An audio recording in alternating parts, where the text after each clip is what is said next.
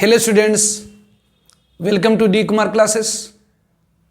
तो आज हम लोग carboxylic acid and their derivative की सेकेंड लेक्चर करेंगे और आज के लेक्चर में हम लोग डिस्कस करेंगे properties of carboxylic acid and their derivative. पिछले लेक्चर में हम लोगों ने डिस्कस करा था preparation of carboxylic acid and their derivative. यदि किन्हीं का पिछले लेक्चर अगर छूटा तो पहले आप प्रिपरेशन ऑफ कार्बोक्सिलिक एसिड और उसके डेरिवेटिव को देख लें, तभी इस लेक्चर में आएंगे। तो शुरू करते हैं carboxylic acid and their derivative की प्रॉपर्टीज में। फर्स्ट हम लोग डिस्कस करेंगे प्रॉपर्टीज ऑफ कार्बोक्सिलिक एसिड। तो properties of carboxylic acid and their derivative, तो properties of carboxylic acid and their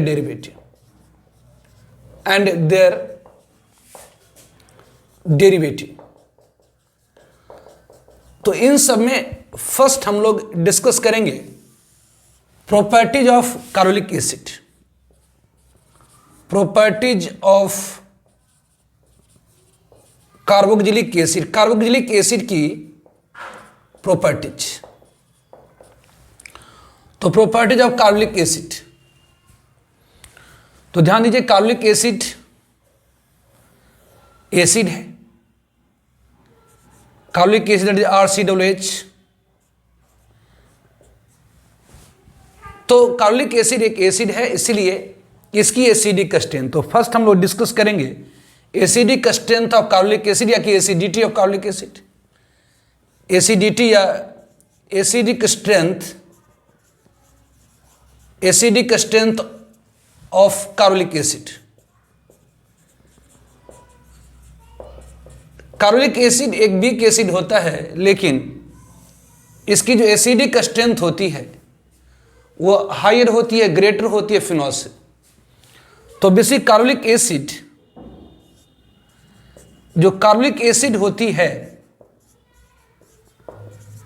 is a weak acid. इस वीक एसिड होती है हुज के वैल्यू जनरली, मतलब समान तौर पर जनरली लाइज बिटवीन, इसकी जो के वैल्यू जनरली लाई करती है किसके बीच में, तो between 10⁻⁴ to 10⁻⁵। That is RCOOH।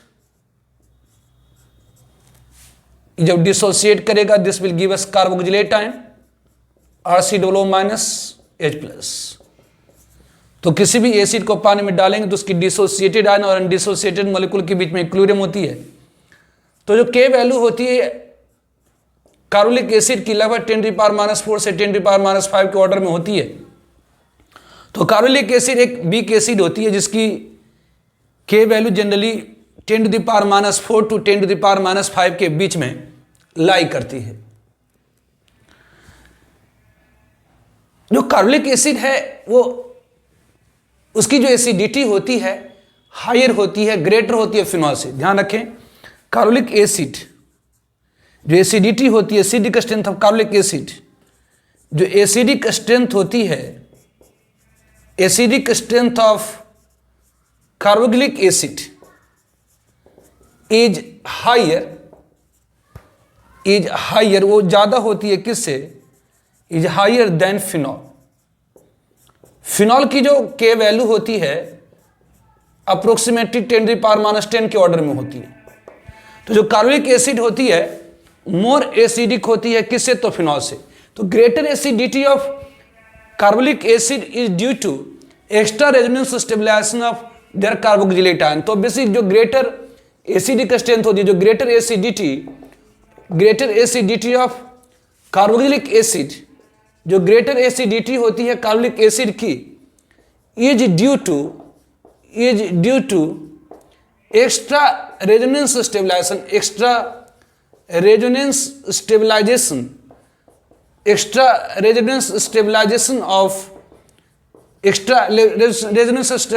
Of carboxylate ion. तो जो कार्बोक्सिलिक एसिड होती है वह मोर एसिडिक होती है। किससे? तो फिनॉल से। तो ग्रेटर एसिडिटी क्यों होती?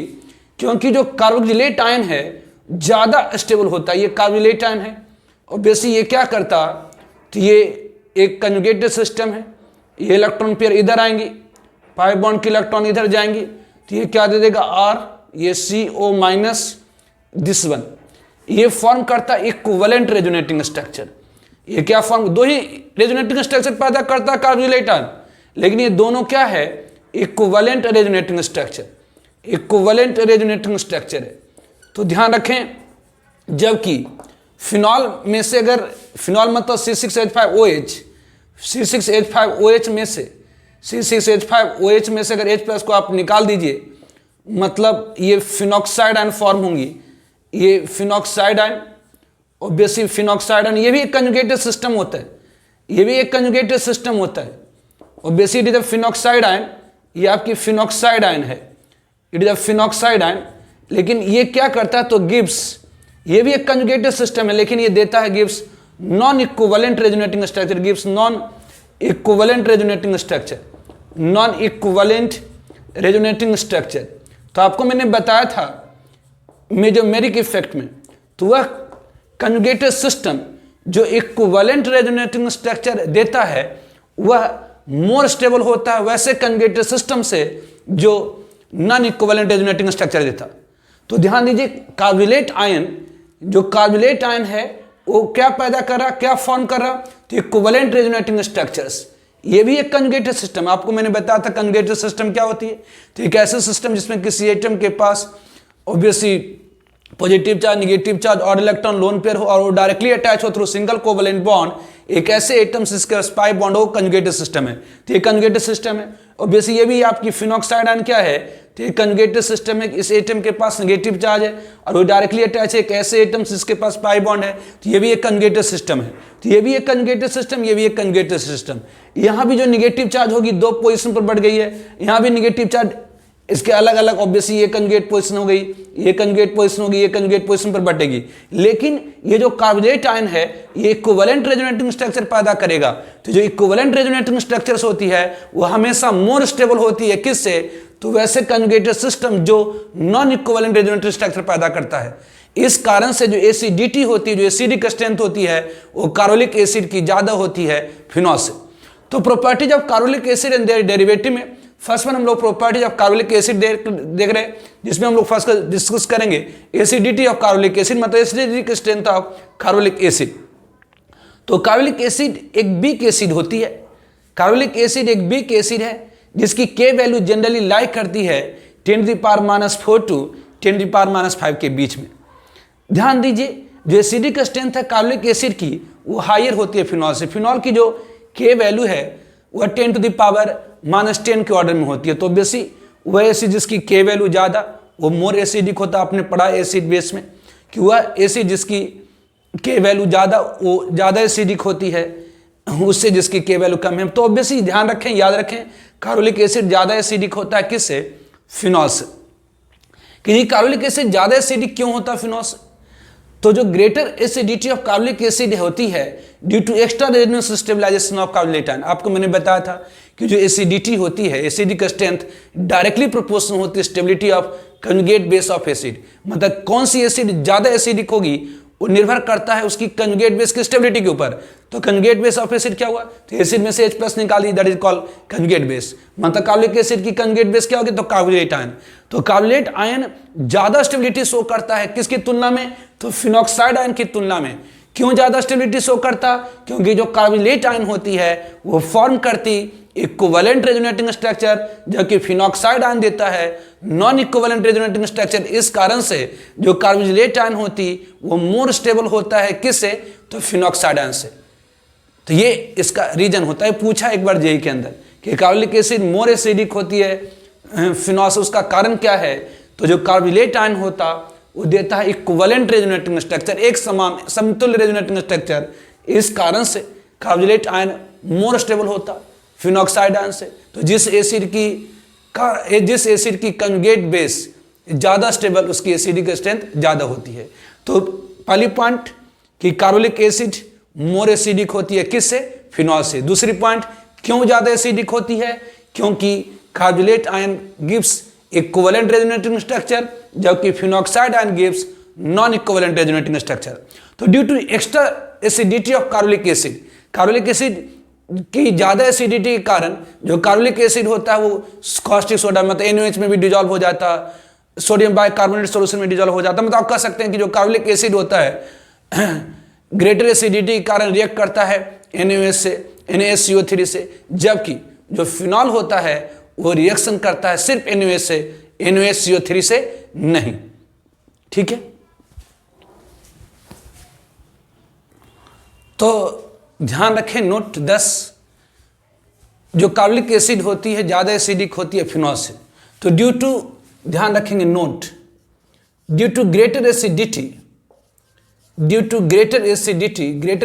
होने के कारण, due to greater acidity of carbolic acid, due to greater acidity of carbolic acid, it dissolve in, या ये डिजॉल्व इन, या कि it dissolved और कि ये react dissolved in NaOH and NaCO3, but phenol dissolve होता है, dissolved in, phenol dissolve होता है in NaOH but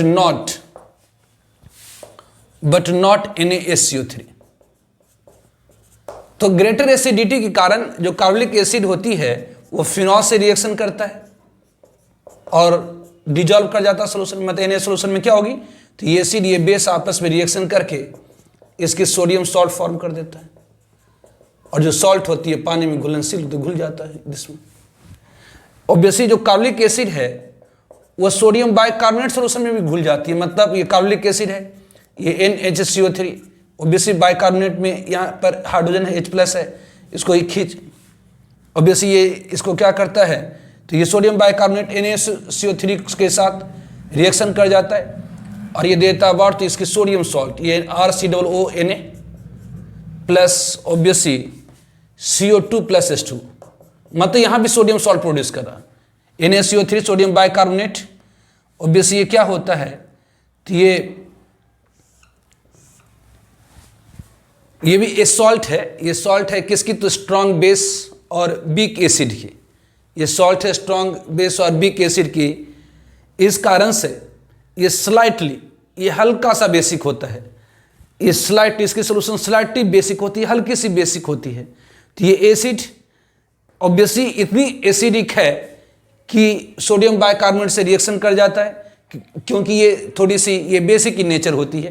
तो ये एसिड इससे रिएक्शन करके क्या देता है, तो CO2। ये ध्यान एक बार जो पूछा था कि जो CO2 रिलीज कहाँ से होती है, यहाँ जो CO2 रिलीज हुई है किससे, तो ये बाइकार्बोनेट से रिलीज हुई है। जबकि आप ध्यान रखें फिनॉल, बट ध्यान दें फिनॉल जो होता है मतलब C6H5OH ऑब्वियसली NaOH से रिएक्शन कर जाएगा और क्या दे देगा, तो sodium phenoxide C6H5ONA plus obviously H2 this one. और अगर आप फिनॉल को डिजॉल्व करेंगे सोडियम बाइकार्बोनेट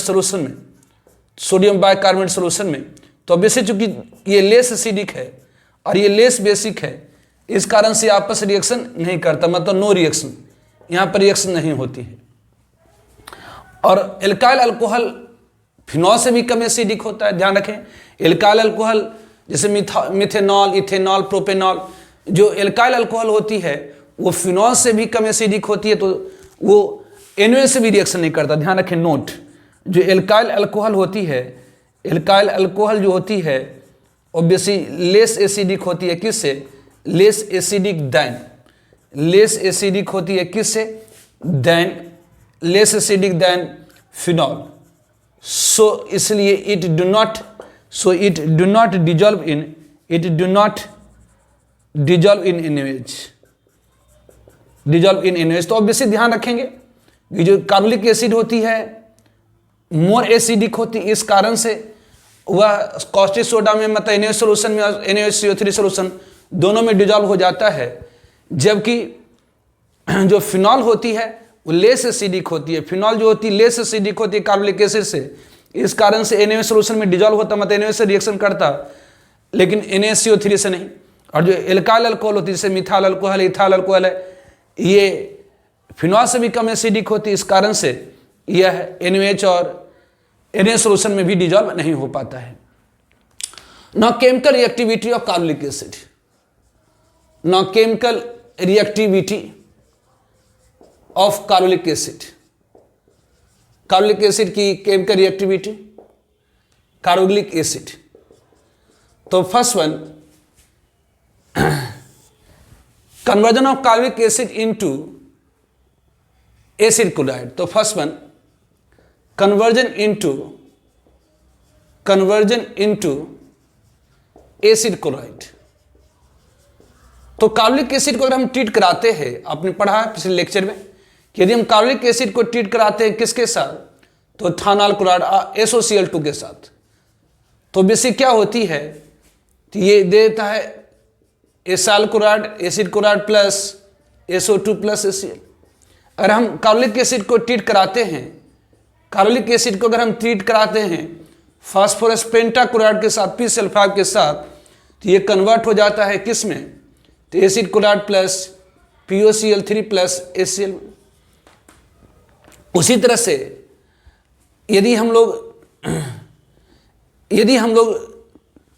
कार्बोक्सिलिक एसिड को ट्रीट कराते हैं PCl3 के साथ, ये देता क्या, तो एसिड क्लोराइड, ये भी देता है एसिड क्लोराइड प्लस H3PO3। तो ध्यान रखेंगे कि हम कार्बोक्सिलिक एसिड को ट्रीट कराते हैं इथानॉल क्लोराइड के साथ, तो ये एसिड क्लोराइड देता है। तो कार्बोक्सिलिक एसिड को अगर हम ट्रीट कराते हैं किसके साथ, तो इथानॉल क्लोराइड के साथ या P-सल्फाइड के साथ या PCl3 के साथ, तो ये क्या किस में कन्वर्ट हो जाता, तो एसिड क्लोराइड में। Now second one, conversion to anhydride. Now conversion to anhydride, anhydride में कन्वर्जन टू एनहाइड्राइड।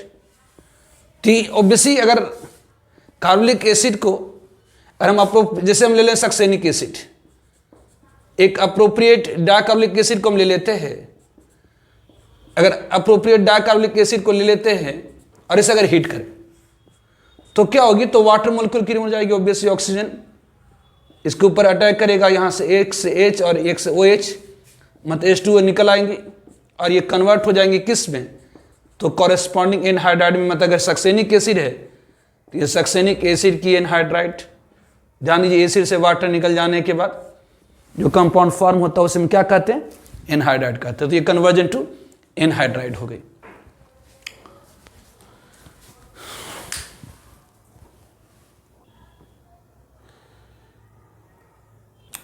तो conversion of acid into acid chloride, conversion of acid into anhydride. उसी तरह से एसिड को हम लोग कन्वर्ट कर सकते हैं, conversion of acid into conversion of acid into ester, या कि एस्टेरिफिकेशन। तो आपको मैंने पिछले क्लास में बताया था कि जब कार्बोक्सिलिक एसिड को हम ट्रीट करते हैं, जब कार्बोक्सिलिक एसिड को ट्रीट करते हैं अल्कोहल के साथ, in presence of acid as a catalyst, तो क्या होती है, तो जो अल्कोहल है ऑब्वियसली एसिड से OH और अल्कोहल से H+ बाहर निकल आता और ये फॉर्म कर देता एस्टर, RCOO ये OR-+H2 कहलाती एस्टेरिफिकेशन। जैसे अगर हमारे पास एसिटिक एसिड है, अगर इसे हम इथाइल अल्कोहल के साथ ट्रीट कर दें, अगर इसे हम इथाइल अल्कोहल के साथ ट्रीट कर दें in presence of acid as a catalyst, तो क्या होगी, तो ऑब्वियसली यहाँ से OH और यहाँ से H मतलब वाटर मोलिक्यूल निकल आएंगे और फॉर्म करेगा इथाइल एसीटेट, जिसकी स्मेल फ्रूटी होती है, फल जैसी सुगंध होती है। यानी ethyl acetate, it is ester, ethyl acetate obviously have fruity smell, plus H2। तो ये क्या है, तो conversion of acid into ester. उसी तरह से आप एसिड को कन्वर्ट कर सकते हैं, conversion of acid into amide, conversion of acid into amide, ये सारा ऑलरेडी पिछले लेक्चर में कर रखा मैंने, एसिड इंटू एमाइड। तो यदि हम लोग कार्बोलिक एसिड को ट्रीट करते हैं अमोनिया के साथ, तो यदि हम कार्बोलिक एसिड को अगर ट्रीट करें किसके साथ, अमोनिया के साथ, तो ये कार्बोलिक एसिड एसिड है, ये बेस है, ये आपस में फॉर्म कर देगा क्या, तो अमोनियम सॉल्ट, ये फॉर्म कर देगा क्या, तो अमोनियम सॉल्ट। अगर इस अमोनियम सॉल्ट को हम स्ट्रांगली हीट करें, इस अमोनियम सॉल्ट को अगर हम स्ट्रांगली हीट करें तो वाटर मोलिक्यूल की रिमूवल हो जाएगी, H2O की रिमूवल हो जाएंगी और ये फॉर्म कर देता है एमाइड, ये फॉर्म कर देता है एमाइड। तो ये कन्वर्जन इनटू एमाइड। तो conversion of acid into acid chloride, acid into anhydride, acid into Easter, acid into amide.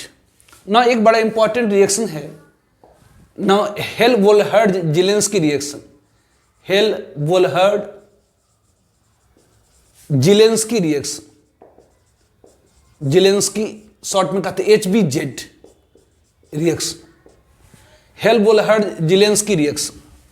ये हेल-वोल्हर्ड-ज़िलेंस्की रिएक्शन क्या है, तो कार्बोलिक एसिड ऑब्वियसली, वैसे carbolic acid having at least one alpha hydrogen, having at least one alpha hydrogen, when treated भी, जब इसे treat किया जाता है, रिएक्शन कराया जाता है विथ क्लोरीन और bromine, in presence of small amount of red phosphorus, small amount of red phosphorus gives alpha chloro या अल्फा ब्रोमो, क्लोरीन लेंगे तो क्लोरो, ब्रोमीन लेंगे तो ब्रोमो, कार्बोलिक एसिड कहलाता है। This reaction is called Hell Volhard Zelinsky reaction, मतलब HBZ reaction. मतलब अगर हमारे पास ऐसी कार्बोलिक एसिड है, ये हमारे पास अगर कार्बोलिक एसिड है, कार्बोलिक एसिड से जो डायरेक्टली अटैच कार्बन होता है दैट इज अल्फा कार्बन, और इसके पास कम से कम एक हाइड्रोजन है, यदि इसे हम ट्रीट करा देते क्लोरीन के साथ in presence of red phosphorus, तो ये क्या है, तो कार्बोलिक एसिड है जिसमें कम से कम क्या हो, तो एक अल्फा हाइड्रोजन हो। ये कार्बोलिक एसिड जिसमें कम से कम एक अल्फा हाइड्रोजन है, अगर इसे हम ट्रीट करा देते क्लोरीन के साथ in presence of red phosphorus, तो ये क्या दे देता है, तो ये RCH, ये Cl, obviously COOH, this one, ये क्या दे देगा, तो ऑब्वियसली प्लस HCl।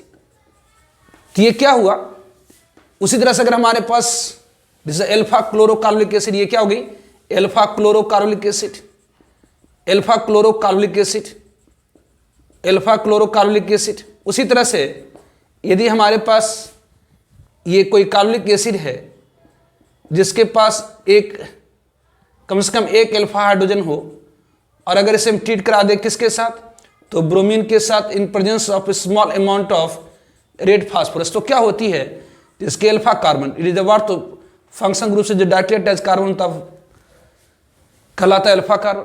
और इसे हम ब्रोमीन के साथ रिएक्शन करा दें in presence of small amount of red phosphorus, तो ये क्या देता है, तो अल्फा ब्रोमो कार्बोलिक एसिड, ये क्या दे देगा, अल्फा ब्रोमो कार्बोलिक एसिड, ये देता है अल्फा ब्रोमो कार्बोलिक एसिड।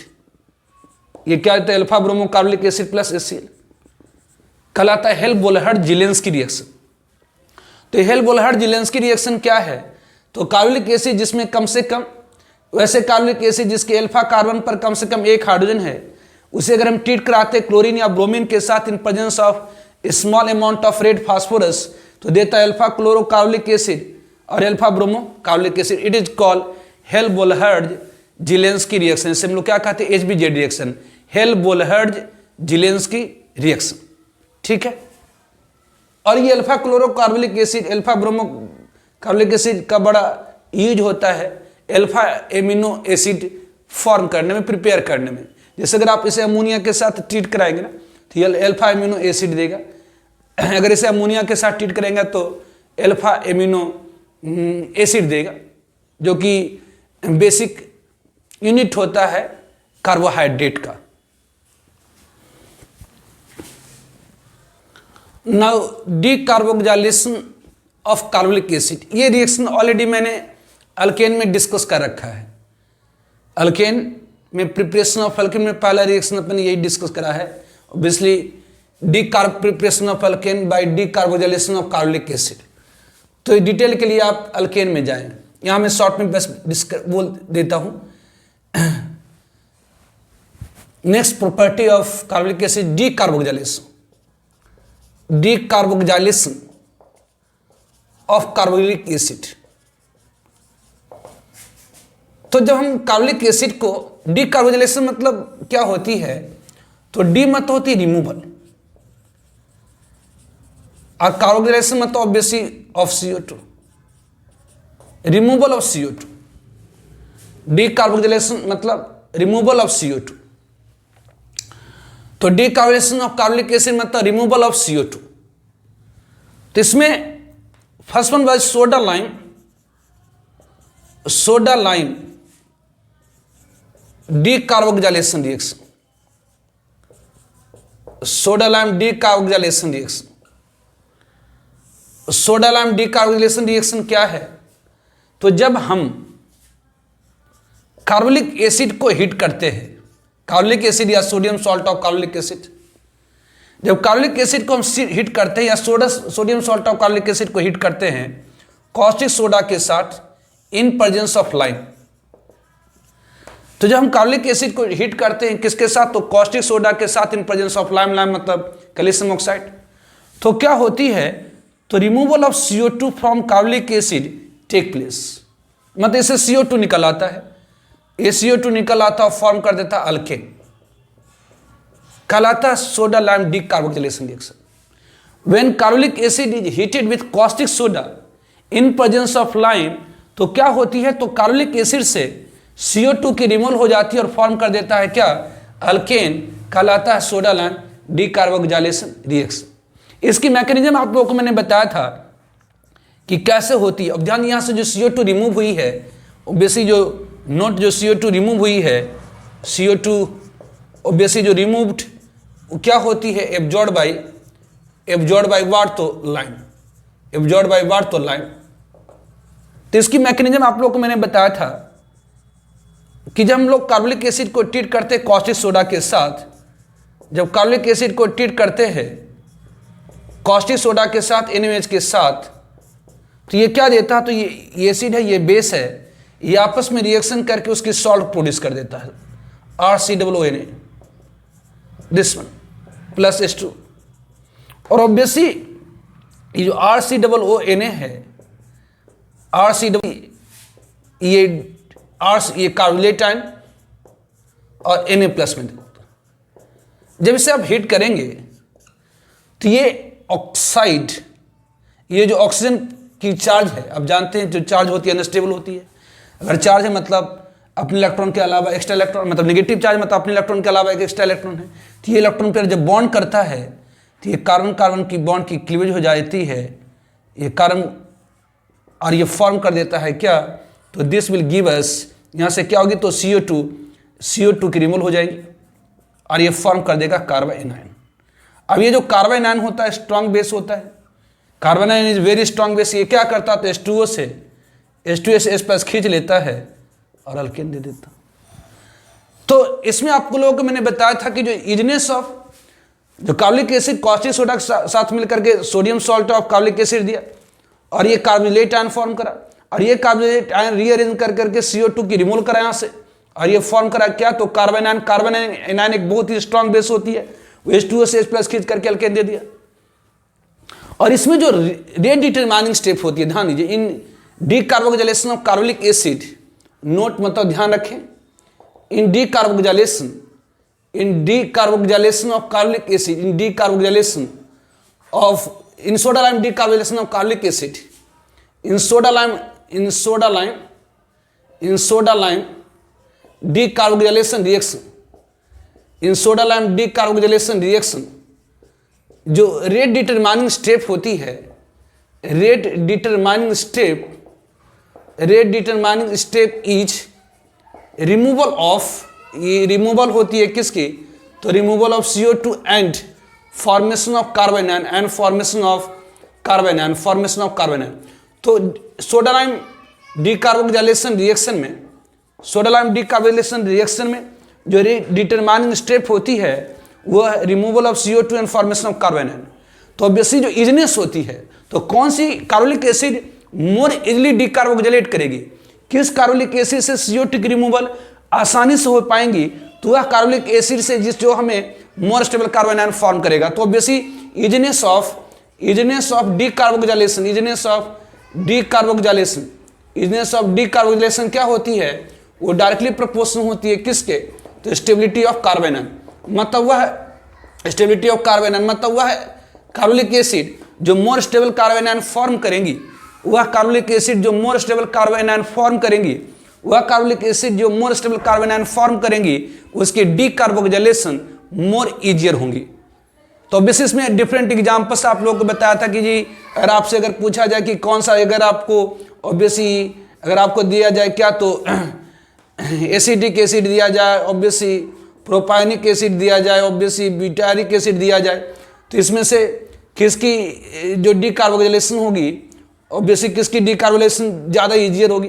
तो ऑब्वियसली जो हमें ज़्यादा स्टेबल कार्बन आयन देगा वो क्या होगी, तो उसकी डीकार्बोक्सिलेशन इजियर होगी। तो ये सब मैंने आपको डिस्कस कर दिया था किस में, तो अल्केन में, प्रिपरेशन ऑफ अल्केन में। डिटेल के लिए आप वहाँ पर देख सकते हैं प्रिपरेशन ऑफ अल्केन का लेक्चर। उसमें और बताया था मैंने कि वहाँ पर बताया कि जैसे बीटा कीटो एसिड होती है, क्वेश्चन में पूछा था कि why beta keto acid decarboxylate more easily कर, बीटा कीटो एसिड जो होता है डीकार्बोक्सिलेट कर जाता है क्या, तो मोर इजिली, क्यों, तो वहाँ पर बताया था कि जो डीकार्बोक्सिलेशन जो होती है, why decarboxylation of beta keto acid, why जो डीकार्बोक्सिलेशन होती है, जो डीकार्बोक्सिलेशन होती है किसकी, तो beta keto acid, beta keto acid is obviously easy, क्यों decarboxylation of beta keto acid easy होती है, तो जो बीटा कीटो एसिड मतलब ऑब्वियसली ये COOH है, ये COOH है, ऑब्वियसली ये आपका CH2 है, ऑब्वियसली ये COO है, ऑब्वियसली ये फंक्शन ग्रुप का जस्ट अगला कार्बन अल्फा कार्बन, उसके बाद वाला बीटा कार्बन, ऑब्वियसली ये क्या दे देगा, तो यहाँ से H प्लस निकल आएंगे तो ये दे देगा R, ये CO, ऑब्वियसली ये CH2, COO, ये O माइनस और ये H प्लस दे देगा दिस में। ये अब यहाँ से अगर जब CO2 रिमूव हो जाए, अब निगेटिव चार्ज जो इलेक्ट्रॉन पेयर जो बॉन्ड पेयर में आएंगी तो क्या होंगी, तो CO2 की रिमूव हो जाएंगी, यहाँ से क्या होगी, तो CO2 की रिमूव हो जाएंगी और फॉर्म करेगा क्या, तो ये कार्बन आयन। अब ये जो कार्बन आयन फॉर्म होती है, ये जो कार्बन आयन फॉर्म होती है वो क्या है, तो रेजोनेंस स्टेबलाइज्ड है। यहाँ से जो CO2 रिमूव ये क्या हुआ, तो carbon ion of acid form हुई। जो कार्बन यहाँ पर अब कह सकते हैं कि हियर जो कार्बन आयन ऑफ एसिड है, हियर जो कार्बन आयन ऑफ एसिड है, carbon ion of acid is what, तो रेजोनेंस स्टेबलाइज, इसका क्या है, तो रेजोनेंस स्टेबलाइज होता है, इस कारण से स्टेबलाइज होता है, इस कारण से। अब देखिए यहाँ पर निगेटिव चार्ज है और ये डायरेक्टली अटैच है कैसे एटम्स का पाई बॉन्ड है, मतलब कंजुगेटेड सिस्टम है, तो कंजुगेटेड सिस्टम में क्या होती है, तो रेजोनेंस होती है। तो ऑब्वियसली यहाँ पर बीटा कीटो एसिड से जब CO2 की रिमूवल होती है तो एक ऐसी कार्बन आयन फॉर्म करता है जो रेजोनेंस स्टेबलाइज होता है। बीटा कीटो एसिड से जब CO2 की रिमूवल होती है तो एक ऐसी कार्बन आयन फॉर्म करता जो रेजोनेंस स्टेबलाइज है। इस कारण से जो बीटा कीटो एसिड की डीकार्बोक्सिलेशन होती है वो आसान होती है। मतलब हम लोग सिंपली कहते हैं कि जो बीटा कीटो एसिड को सिंपली हम वार्म कर देते हैं 100 डिग्री सेल्सियस के आसपास, तो क्या होता, तो रिमूवल ऑफ CO2 हो जाती है। तो decarboxylation of carbolic acid, decarboxylation मतलब रिमूवल ऑफ CO2। तो सोडा लाइम डीकार्बोक्सिलेशन रिएक्शन, अगर यदि हम लोग कार्बोलिक एसिड को ट्रीट करते कॉस्टिक सोडा के साथ इन प्रेजेंस ऑफ लाइम, तो क्या होती, तो removal of CO2 from carbolic acid take place and form alkane. यहाँ से जो CO2 रिमूव हुई है वो लाइम द्वारा एब्जॉर्ब कर लिया जाता है। इसकी मैकेनिज्म क्या है, तो कार्बोलिक एसिड कॉस्टिक सोडा के साथ रिएक्शन करने के बाद पहले उसके सोडियम सॉल्ट देता है और ये सोडियम सॉल्ट को जब हीट करते तो ये डीकार्बोनेट होता, मतलब इससे CO2 की रिमूवल होती, फॉर्म करता है कार्बन आयन, फिर कार्बन आयन H+ को वाटर से इंक्रीज करके अल्केन में कन्वर्ट हो जाता। तो इन soda lime decarboxylation reaction, in soda lime decarboxylation reaction, in soda lime decarboxylation reaction जो रेट डिटरमाइनिंग स्टेप होती है वह for removal of CO2 and formation of carbon ion, मतलब वह कार्बोलिक एसिड जो जितनी ज़्यादा स्टेबल कार्बन आयन फॉर्म करेगा, वह कार्बोलिक एसिड जो जितनी ज़्यादा स्टेबल कार्बन आयन फॉर्म करेगा उसकी डीकार्बोनेशन मोर इजियर होगी। तो बेसी अगर ये ज़्यादा स्टेबल हुआ तो ये फटाफट इधर आएगा, अगर ये ज़्यादा स्टेबल हो तो ये फटाफट इधर आएगा। तो बेसी वह कार्बोलिक एसिड जो more stable carbon ion form करेगा उसकी डीकार्बोनेशन मोर इजियर होती है। तो easiness of decarbonation of carbolic acid directly proportional होती है स्टेबिलिटी ऑफ कार्बन आयन के। तो एक इसमें क्वेश्चन वहां पर बताया कि why decarbonation of beta keto acid या alpha nitro acid more easier होती है। तो उसका कारण है resonance stabilization of carbon ion in decarbonation of beta keto acid या अल्फा नाइट्रो एसिड। ठीक है, तो ध्यान दे वहां पर मैंने और भी बताया था कि why alpha nitro acid decarboxylated, obviously why alpha nitro acid decarboxylate obviously most easily, बहुत ज़्यादा आसानी से क्यों हो जाती है।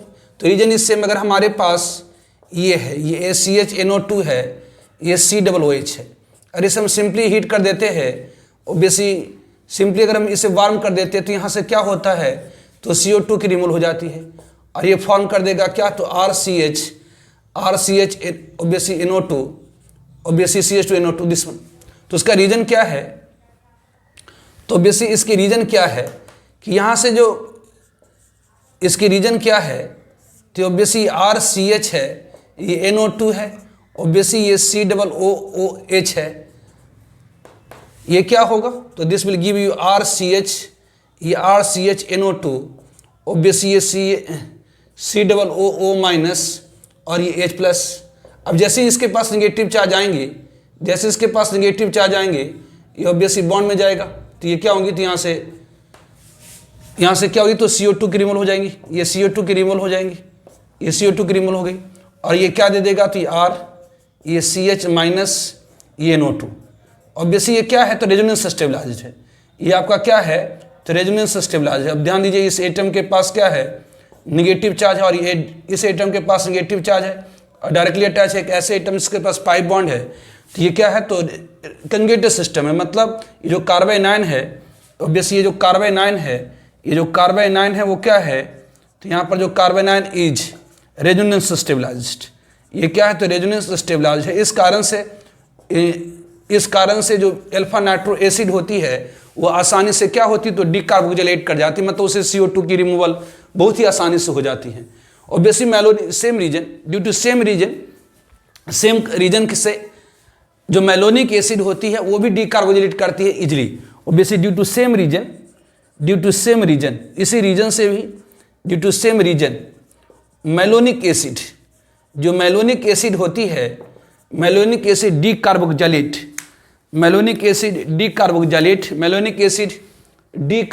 कर जाती है, डीकार्बोक्सिलेट व्हाट, तो मोस्ट इजली ऑब्वियसली। जैसे अगर हमारे पास मेलोनिक एसिड में तो ये CH2 है, ये COOH है, ऑब्वियसली ये COOH है, और इसे आप सिंपली वार्म कर दीजिएगा तो ये क्या होगा, तो यहाँ से CO2 की रिमूवल हो जाएंगी, यहाँ से क्या होगी, तो एक CO2 की रिमूवल हो जाएंगी और ये फॉर्म कर देगा क्या, तो ये H यहाँ पर, मतलब ये CH3, ये COOH, यहाँ भी सेम रिएक्शन जाए, जैसे यहाँ से ये इधर आता है, ये CO2 की रिमूवल होती है, यहाँ पर नेगेटिव चार्ज आएगा, इस कारण के पास नेगेटिव चार्ज आ जाएगा और ये डायरेक्टली अटैच है एक ऐसे एटम्स जिसके पास पाई बॉन्ड है। तो मेलोनिक एसिड भी यही कारण से आसानी से डीकार्बोलेट हो जाती है। तो आप ध्यान रखेंगे डीकार्बोक्सिलेशन ऑफ कार्बोलिक एसिड में पहला सोडा लाइम डीकार्बोक्सिलेशन रिएक्शन, जब कार्बोलिक एसिड या sodium salt of carbolic acid को हीट करते कॉस्टिक सोडा के साथ इन प्रेजेंस ऑफ लाइम, तो CO2 की रिमूवल हो जाती है, कहलाता है सोडा लाइम डीकार्बोनेशन रिएक्शन।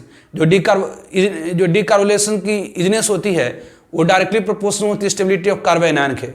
एक क्वेश्चन ध्यान रखें कि वाई बीटा कीटो एसिड या alpha nitro acid most easily decarbonate करता है, क्योंकि यहाँ पर जो कार्बन आयन फॉर्म होती है वो रेजोनेंस स्टेबलाइज्ड होती है। Now reaction in aromatic carbolic acid, now reaction in aromatic carbolic acid, aromatic carbolic acid. Now reaction in aromatic carbolic acid, जैसे अगर हमारे पास ये है जी रिएक्शन एरोमेटिक कार्बोलिक एसिड, ये बेंजोइक एसिड है। अगर हम बेंजोइक एसिड को ट्रीट करा दें HNO3H2SO4 के साथ, नाइट्रेशन कराएं, तो आपको मैंने बताया था कि बेंजीन रिंग के ऊपर जो सब्स्टिट्यूएंट मौजूद होती है वह डिटरमाइन करता है reactivity and orientation of reaction. तो बेंजीन रिंग के ऊपर मौजूद सब्स्टिट्यूएंट को ब्रॉडली 2 कैटेगरी में हम लोगों ने डिवाइड किया था, एक एक्टिवेटिंग ग्रुप और दूसरी डीएक्टिवेटिंग ग्रुप। एक्टिवेटिंग ग्रुप वह है जो बेंजीन रिंग में इलेक्ट्रॉन को डोनेट करे और इलेक्ट्रोफिलिक सब्स्टिट्यूशन रिएक्शन की गति को बढ़ाए। एक्टिवेटिंग ग्रुप कौन सी होती है? तो प्लस एम ग्रुप और एल्काइल ग्रुप। एक्टिवेटिंग ग्रुप को भी हम लोगों ने 3 सब कैटेगरी में डिवाइड किया था, strongly activating, moderately activating and weekly activating. Strongly activating में आपको मैंने बताया था कि जो हाइड्रोक्सी ग्रुप होती है, एमीन ग्रुप होती है, वो क्या होती है? Strongly activity. मॉडरेटली एक्टिवेटिंग में आप लोगों को मैंने बताया था कि जैसे एल्कोक्सी ग्रुप है, मिथॉक्सी, थॉक्सी, एसीटो एमिनो ग्रुप है। वीकली एक्टिवेटिंग में क्या होता था? तो एल्काइल ग्रुप। तो जो एक्टिवेटिंग ग्रुप होती है वो ऑर्थो पारा डायरेक्टिंग ग्रुप होती है, मतलब आने वाले इलेक्ट्रोफाइल को कहां पर अटैक कराता था? तो ऑर्थो एंड पारा पोजिशन पर। उसी तरह से आपको मैंने बताया था डीएक्टिवेटिंग ग्रुप। डीएक्टिवेटिंग ग्रुप क्या होती? तो वह ग्रुप बेंजीन रिंग के ऊपर मौजूद हुआ ग्रुप जो बेंजीन रिंग से इलेक्ट्रॉन को खींच ले, उसे हम लोग क्या कहते हैं? तो डीएक्टिवेटिंग ग्रुप कहते हैं। तो डीएक्टिवेटिंग ग्रुप कौन सी है? तो जो माइनस एम ग्रुप होती है और हेलो ग्रुप होती है, डीएक्टिवेटिंग ग्रुप होती है। तो उसमें आप लोगों को मैंने बताया था कि डीएक्टिवेटिंग ग्रुप भी 3 सब कैटेगरी में था, एक स्ट्रांगली डीएक्टिवेटिंग, दूसरी मॉडरेटली और तीसरी वीकली। तो स्ट्रांगली डीएक्टिवेटिंग में जैसे NO2 होता या अमोनियम होता, CCl3, CF3 स्ट्रांगली डीएक्टिवेटिंग होती है। मॉडरेटली डीएक्टिवेटिंग एल्डिहाइड, कीटोन है ना, एसिड क्लोराइड, ये सब क्या था? Moderately deactivating. और तीसरा था weekly deactivating, that is hello group. तो सारे डीएक्टिवेटिंग ग्रुप क्या होती है? तो मेटा डायरेक्टिंग ग्रुप होती है, मतलब आने वाले इलेक्ट्रोफाइल को मेटा पोजिशन पर अटैक कराता है। लेकिन हेलो ग्रुप वीकली डीएक्टिवेटिंग होती है, लेकिन क्या होता है? ऑर्थो पारा डायरेक्टिंग ग्रुप होता है। तो यहाँ पर सीडोलेज है। सीडोलेज क्या है? तो ये एक डीएक्टिवेटिंग ग्रुप है, मतलब अगर इसकी नाइट्रेशन कराएंगे तो HNO3H2SO4 मिलकर कौन सा इलेक्ट्रोफाइल पैदा करेगा? तो NO2 प्लस इलेक्ट्रोफाइल पैदा करेगा। आपको डिटेल के लिए बेंजीन में जाना पड़ेगा। Electrophilic substitution reaction in benzene, आपको बताया बेंजीन की इलेक्ट्रोफिलिक हर जगह आएगा। वो जहाँ भी बेंजीन है, जहाँ भी आपको क्लोरोबेंजीन बनाना, ब्रोमोबेंजीन बनाना है, एसिड बनाना है, जहाँ भी सब्स्टिट्यूएंट आ जाएगा वो बेंजीन वाली वो लेक्चर आ जाएगी, तो आप जरूर उसे देखें।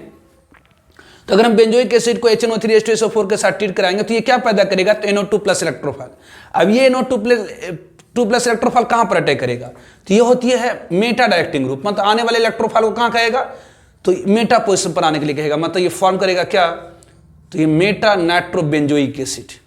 ये क्या फॉर्म करेगा? तो मेटा नाइट्रोबेंजोइक एसिड। ध्यान दीजिए डीएक्टिवेटिंग ग्रुप मेटा डायरेक्टिविटी। उसी तरह से अगर हमारे पास अगर ये बेंजोइक एसिड है, यदि हमारे पास बेंजोइक एसिड है, ये हमारे पास बेंजोइक एसिड, अगर हम इसे ट्रीट करा देते हैं और इसे हम ट्रीट करा देते हैं HNO3 क्लोरीन के साथ, Cl2FeCl3 के साथ, तो क्या होगा? तो ये दोनों मिलकर क्या पैदा करेगा? तो Cl प्लस इलेक्ट्रोफाइल। ये इलेक्ट्रोफाइल कहाँ पर अटैक करेगा? तो ध्यान दीजिए बेंजीन रिंग के ऊपर कौन मौजूद है? तो सीडोलेज। सीडोलेज क्या होती है? तो डीएक्टिवेटिंग ग्रुप होती है। डीएक्टिवेटिंग ग्रुप आने वाले इलेक्ट्रोफाइल को कहां पर आने के लिए बोलता? तो मेटा पोजिशन पर, मतलब ये क्या प्रोडक्ट फॉर्म हो जाएंगे? तो दिस वन। ये क्या प्रोडक्ट फॉर्म हो जाएंगे? तो ये दिस वन, ये COOH, ऑब्वियसली ये Cl, दिस वन। तो ये हुई क्या? तो chemical reactivity of carbolic acid.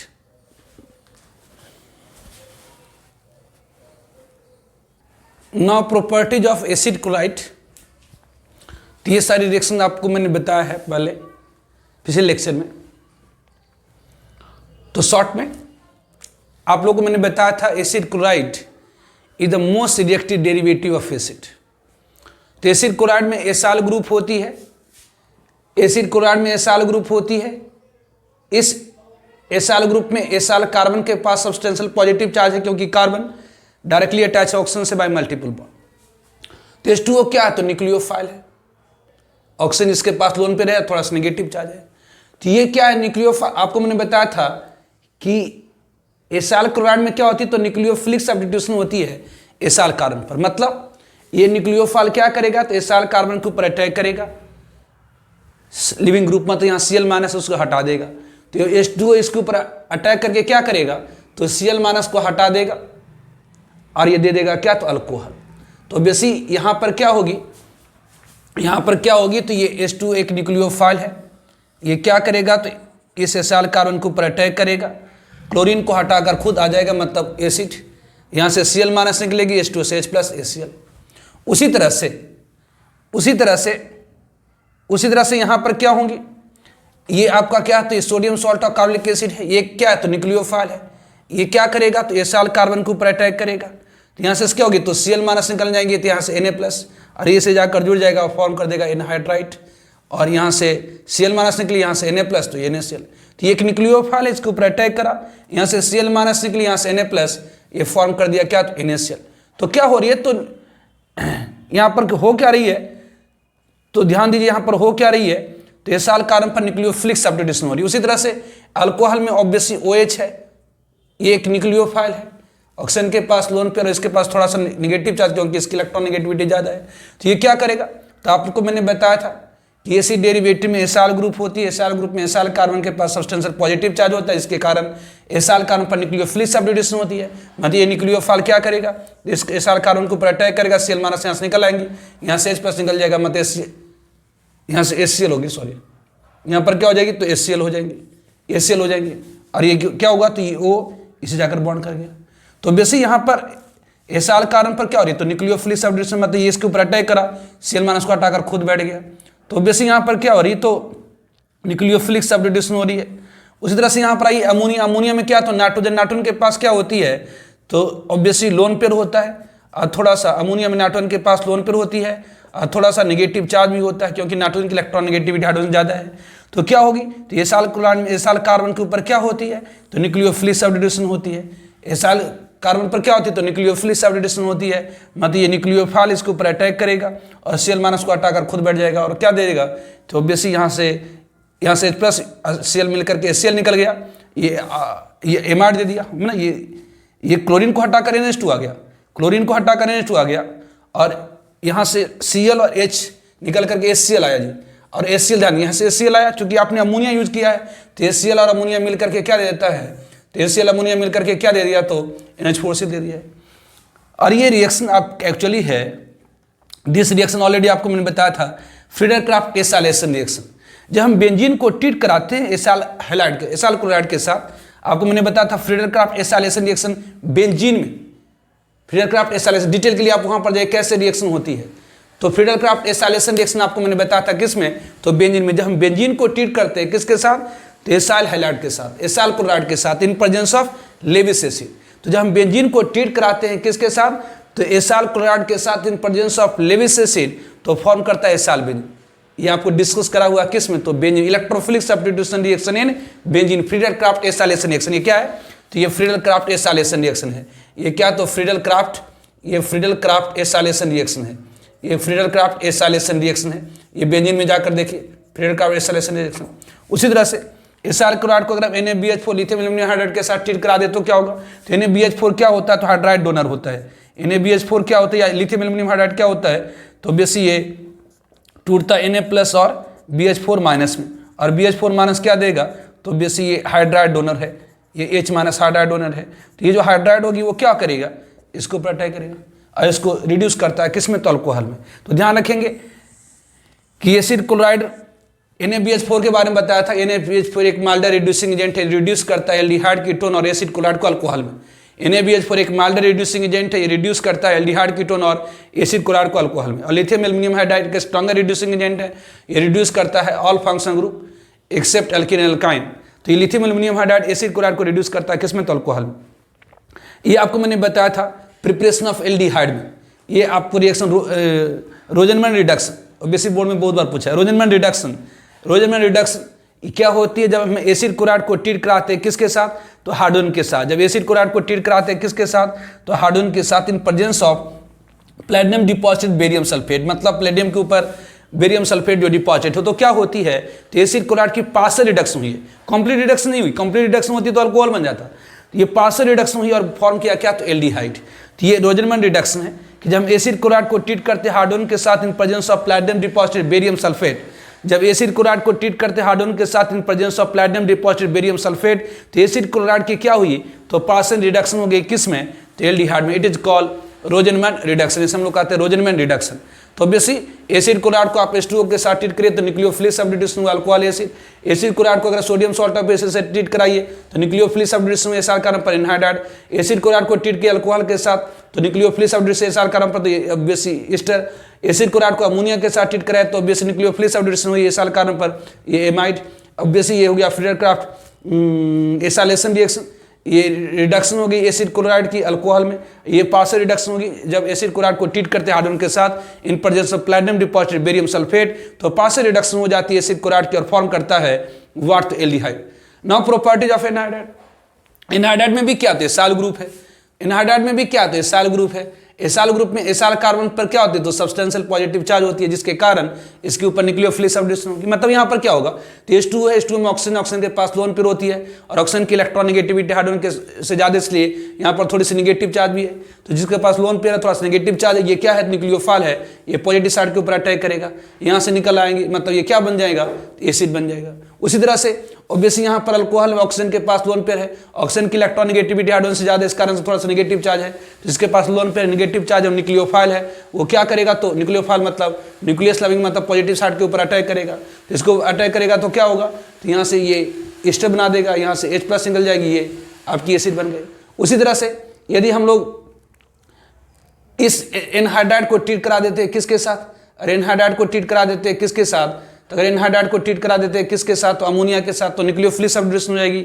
मतलब ये अमोनिया इसके ऊपर जाएगा और इस ग्रुप को हटा करके एमाइड दे देगा, प्लस ये कार्बोलिक एसिड। और चूंकि यहाँ पर अमोनिया आपने यूज करें तो कार्बोलिक एसिड अमोनिया मिल करके उसके अमोनियम सॉल्ट दे देगा। और अगर एनहाइड्राइड को अगर हम लिथियम एल्युमिनियम हाइड्राइड के साथ ट्रीट करा देते हैं तो लिथियम एल्युमिनियम हाइड्राइड एक स्ट्रॉन्गर रिड्यूसिंग एजेंट होता है। आपने पढ़ा है कि acid aldehyde, ketone, acid chloride, anhydride ester सबको लिथियम एल्युमिनियम हाइड्राइड किस में चेंज कर देता है, तो अल्कोहल में चेंज कर देता। ठीक है। Now properties of ester. यहां पर एस्टर को हम लोग एसिड कैटालाइज हाइड्रोलाइसिस करें। आपको मैंने बताया था स्टेरिफिकेशन, जब कार्बोलिक एसिड को अपन ट्रीट कराते हैं, कार्बोलिक एसिड को अगर हम ट्रीट कराते हैं किसके साथ, तो अल्कोहल के साथ, in presence of acid as a catalyst, तो क्या होती है, तो ऑब्वियसली ये एस्टर फॉर्म करता है RCO, ये OR-+H2, तो ऑब्वियसली ये एस्टर की फॉर्मेशन होती है, कहलाता है स्टेरिफिकेशन। तो स्टेरिफिकेशन का रिवर्स होता है ये रिएक्शन। ऑब्वियसली स्टेरिफिकेशन एक रिवर्सिबल रिएक्शन है। स्टेरिफिकेशन एक रिवर्सिबल रिएक्शन मतलब एस्टर को अगर हम ट्रीट कराएं किसके साथ, तो H2O के साथ। अगर एस्टर को ट्रीट कराते हैं किसके साथ, तो H2O के साथ in presence of acid as a catalyst. तो यदि हम लोग एस्टर को ट्रीट करते हैं अल्कोहल के साथ in presence of acid as a catalyst, तो ये क्या होगा, तो बेस ये न्यूक्लियोफाइल है, ये न्यूक्लियोफाइल फिर से इसके ऊपर अटैक करेगा, न्यूक्लियोफाइल इसके ऊपर अटैक करेगा और ऑब्वियसली यहाँ पर OH आ जाएंगे और ये अल्कोहल बनाएगा। तो आपको बताया थे एस्टरिफिकेशन एक रिवर्सिबल प्रोसेस होती है। मतलब अगर हम कार्बोलिक एसिड को अल्कोहल के साथ ट्रीट करते हैं इन प्रेजेंस ऑफ एसिड कैटलिस्ट तो फॉर्म करता है एस्टर प्लस वाटर। तो उल्टा भी ऑब्वियसली अगर ये एस्टर को अगर H2O के साथ ट्रीट करें इन प्रेजेंस ऑफ एसिड कैटलिस्ट तो फिर से कार्बोलिक एसिड और अल्कोहल दे देता। उस तरह से यदि हम एस्टर को ट्रीट कराते हैं लिथियम एल्युमिनियम हाइड्राइड के साथ, ध्यान दीजिए लिथियम एल्युमिनियम हाइड्राइड या H2Na एक स्ट्रॉन्ग रिड्यूसिंग एजेंट है। तो लिथियम एल्युमिनियम हाइड्राइड सारे फंक्शनल ग्रुप को रिड्यूस करता है। वैसे फंक्शनल ग्रुप जिसमें ऑक्सीजन मौजूद है जैसे aldehyde, ketone, acid chloride, acid anhydride, ester, इन सबको रिड्यूस करता है किसमें, तो अल्कोहल में। मतलब इसके ऊपर अगर आप लिथियम एल्युमिनियम हाइड्राइड डाल दे देंगे तो क्या होगा, तो इस फंक्शनल ग्रुप को रिड्यूस कर देगा किसमें, तो अल्कोहल में। दिस वन H2Na भी लिथियम एल्युमिनियम हाइड्राइड के साथ जैसा ही स्ट्रॉन्ग रिड्यूसिंग एजेंट है, इवन स्ट्रॉन्गर है उससे। Now properties of amide. तो एमाइड की प्रॉपर्टी, तो first one acid catalyse hydrolysis of amide. जब एमाइड की जब एसिड कैटालाइज हाइड्रोलाइसिस करते हैं, एमाइड की जब एसिड कैटालाइज हाइड्रोलाइसिस करते हैं तो क्या देता है, तो ये एसिड देता है और अमोनिया देता है। जब एमाइड की एसिड कैटालाइज हाइड्रोलाइसिस करते हैं तो ये क्या देता है, तो एसिड देता और अमोनिया देता, एसिड देता और अमोनिया देता। चूंकि आपने यहाँ पर acid as a catalyst use कर रखा है, तो NH3 और H+ मिल करके, NH3 और H+ मिल करके क्या दे देता, अमोनिया दे देता। तो जहाँ एमाइड को एसिड कैटलाइज हाइड्रोलाइसिस करते हैं, मतलब एमाइड को वाटर के साथ रिएक्शन कराते हैं presence of acid as a catalyst, तो क्या होती है, तो ये एसिड देता और अमोनिया देता। चूंकि आपने एसिड कैटलिस्ट यूज कर रखा है, तो अमोनिया H+ से मिल करके अमोनियम आयन। उसी तरह से अगर हम एमाइड को ट्रीट कराते हैं P4O10 के साथ, तो P4O10 एक डिहाइड्रेटिंग एजेंट है, क्या करता है, तो इसे H2O खींच लेगा, मतलब यहाँ से H2, यहाँ से ऑब्वियसली H2O निकाल लेगा, यहाँ से H2O खींच लेगा, और ये दे देता क्या, तो साइनाइड। ये क्या दे देगा, तो ऑब्वियसली ये cyanide, this give us cyanide. तो ऑब्वियसली ध्यान रखें कि जब हम लोग एमाइड को ट्रीट करते हैं P4O10 के साथ, जब एमाइड को ट्रीट करते हैं P4O10 के साथ, तो क्या होता है, तो ऑब्वियसली यहाँ से ऑक्सीजन, यहाँ से दोनों हाइड्रोजन मतलब वाटर मोलिक्यूल की रिमूव हो जाती है और फॉर्म कर देता है साइनाइड। उस तरह से अगर हम एमाइड को ट्रीट करते हैं NaNO2HCl, ये actually freshly prepared nitrous acid होती है। NaNO2 और HCl ऑब्वियसली रिएक्शन करके क्या देता है, तो HNO2 दे देता है, HNO2 प्लस NaCl। HNO2 एक नाइट्रस एसिड, एक अनस्टेबल एसिड होता है, इसे फ्रेशली प्रिपेयर्ड किया जाता है, तुरंत तैयार किया जाता है। तो जब हम एमाइड को ट्रीट करते हैं नाइट्रस एसिड के साथ, ये बोल रहे हैं नाइट्रस एसिड लेकिन लिख रहे हैं NaNO2HCl, क्योंकि नाइट्रस एसिड अनस्टेबल होता है, इसे फ्रेशली NaNO2HCl लिखा जाता है, NaNO2HCl लिया जाता है।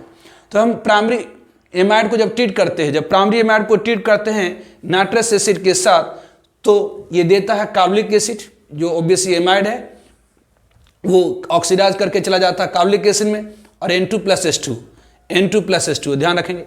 उस तरह से एमाइड को अगर हम रिड्यूस करें किसके साथ, तो लिथियम एल्युमिनियम हाइड्राइड के साथ, H2Na के साथ, तो ये रिड्यूस होता है किसमें, तो एमीन में। तो एमाइड को अगर हम लिथियम एल्युमिनियम हाइड्राइड के साथ, ऑलरेडी आपने पढ़ा है, लिथियम एल्युमिनियम हाइड्राइड एमाइड को, साइनाइड को किसमें रिड्यूस करता है, तो एमीन में रिड्यूस करता है। और ये हॉफमैन रिएक्शन है, जो एमीन में अपन डिटेल में इसको पढ़ेंगे कि जब हम प्राइमरी एमाइड को ट्रीट करते हैं ब्रोमीन के साथ in presence of alkali NaOH और KOH, जिसकी मैकेनिज्म भी बड़ी इंपॉर्टेंट है, तो ध्यान रखनी है कि it is called Hofmann reaction. जब हम प्राइमरी एमाइड को ट्रीट करते हैं ब्रोमीन के साथ in presence of alkali NaOH और KOH, तो देता है प्राइमरी एमीन, जिसमें 1 कार्बन लेसर होती है एमाइड से। प्राइमरी एमाइड को जब हम ट्रीट करते हैं ब्रोमीन के साथ in presence of alkali NaOH और KOH, तो देता है प्राइमरी एमीन, जिसमें 1 कार्बन लेसर होती है एमाइड से। और ऑब्वियसली यहाँ पर NaBr Na2CO3, मतलब यहाँ से जो कार्बन निकली Na2CO3 में चलेगी plus H2। It is called Hoffmann bromide reaction, Hoffmann bromide degradation reaction. तो ये प्रॉपर्टीज ऑफ एमाइड है। अगर एमाइड को हम एसिड कैटलाइज हाइड्रोलाइसिस कर देते तो एसिड और अमोनिया H+ से मिलकर के NH4+। अगर एमाइड को ट्रीट कर देते हैं P4O10 के साथ, तो ये डिहाइड्रेटिंग एजेंट है, H2O खींच लेगा साइनाइड। अगर एमाइड को ट्रीट कर देते हैं नाइट्रस एसिड के साथ, तो ये कार्बोलिक एसिड प्लस N2+H2O। अगर एमाइड को ट्रीट करते हैं लिथियम एल्युमिनियम हाइड्राइड के साथ, तो ये ऑब्वियसली ये रिड्यूसिंग एजेंट है। आपने पढ़ा है कि एमाइड और साइनाइड को lithium aluminium hydride H2Na reduce कर देता है एमीन में। और ये हॉफमैन रिएक्शन है कि जब प्राइमरी एमाइड को ट्रीट करते हैं ब्रोमीन के साथ in presence of alkali NaOH और KOH, तो क्या होती है, तो कार्बन निकल आता है, डिग्रेडेशन हो जाती है और फॉर्म करता है प्राइमरी एमीन, जिसमें 1 कार्बन लेसर होती है देन एमाइड। तो ये होगी प्रॉपर्टीज ऑफ एमाइड। तो आज हम लोगों ने डिस्कस करा properties of acid, properties of acid chloride, properties of anhydride, properties of Easter and properties of amide. Next lecture में हम लोग करेंगे एमीन्स। ठीक है, ओके, बाय।